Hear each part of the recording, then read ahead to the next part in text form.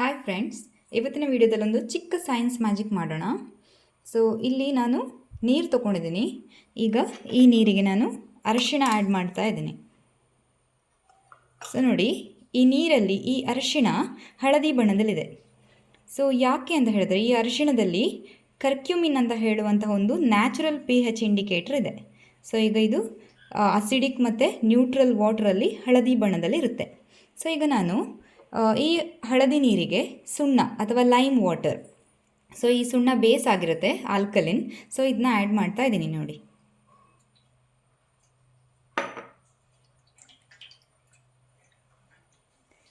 ಇವಾಗ ನೋಡಿ ಏನಾಯ್ತಿದು, ಇದೀಗ ಹಳದಿಯಿಂದ ಕೆಂಪು ಬಣ್ಣಕ್ಕೆ ಬದಲಾಯಿತು.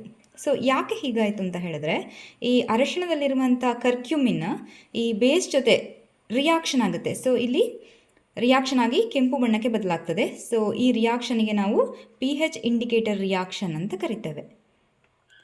ಸೊ ನೀವು ಕೂಡ ಈ ಎಕ್ಸ್ಪೆರಿಮೆಂಟ್ನ ನಿಮ್ಮ ಮನೇಲೇ ಟ್ರೈ ಮಾಡ್ಬೋದು. It's safe and fun. So ಈ ವಿಡಿಯೋ ಇಷ್ಟ ಆಗಿದ್ದರೆ ಲೈಕ್ ಮಾಡಿ, ಹಾಗೆ ಯಾರೆಲ್ಲ ಸಬ್ಸ್ಕ್ರೈಬ್ ಮಾಡ್ಕೊಳ್ಳಿಲ್ಲ ಅವರು ಪ್ಲೀಸ್ ಸಬ್ಸ್ಕ್ರೈಬ್ ಮಾಡ್ಕೊಳ್ಳಿ ಅಂತ ಹೇಳ್ತಾ ಈ ವಿಡಿಯೋನ ಇಲ್ಲಿಗೆ ಮುಗಿಸ್ತಾ ಇದ್ದೀನಿ. Thank you.